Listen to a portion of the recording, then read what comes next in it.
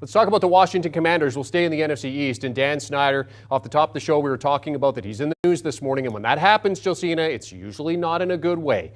What's the latest on Snyder and the dirt that he reportedly has?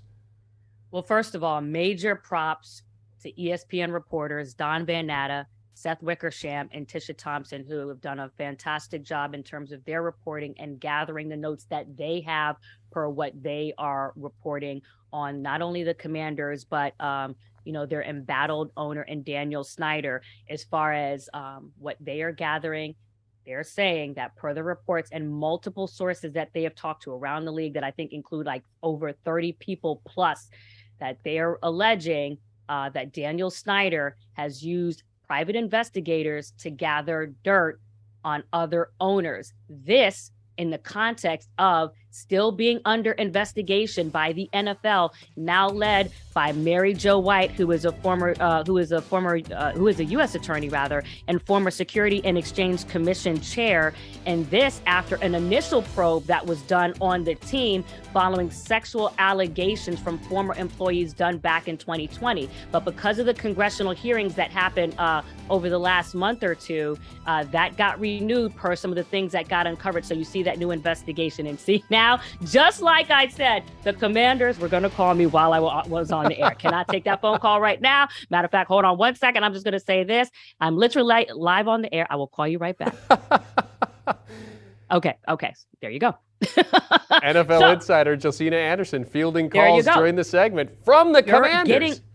Getting calls during the segment. And this is just background, really, just to kind of figure out. We know that the team has said that the report from ESPN is categorically false, adding that he has no dossiers, interesting use of word, on any owners. But I was talking to a league source prior to us coming on the air just to get their reaction on the story and what have you, since in that same story, there's allegations that the NFL has been aware of his alleged use of private investigators to get, quote unquote, dirt on other owners.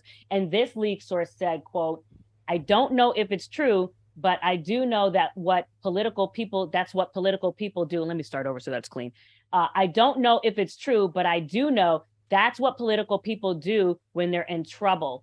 Gather compromat, and you do one on yourself if you're smart to know what others are saying about you."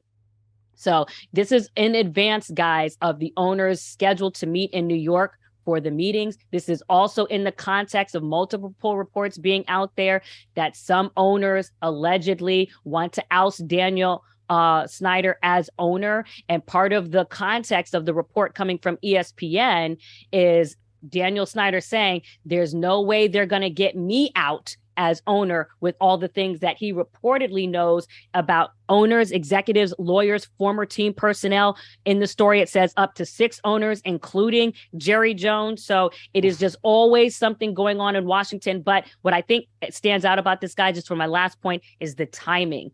It's the timing of this report dropping before the owners' meetings, where there's supposed to potentially be talk about his ownership and the tenure of that. It's also Thursday Night Football tonight with, the Commanders at the Bears. And it's also in the midst of this ongoing investigation that got set again after what has come out from the congressional hearings. So there you go. You're on top of everything, Josina. It's going to make those owners' meetings very interesting next week. She is NFL insider Josina Anderson. If we get anything more from the Commanders, we'll be sure to reach out to you, Josina, and you'll pop back here on HQ with all of the latest. With that in mind, we have a great slate of games coming up this week on CBS. Patriots and Browns, part of that early window of games. Both teams looking to go to 500.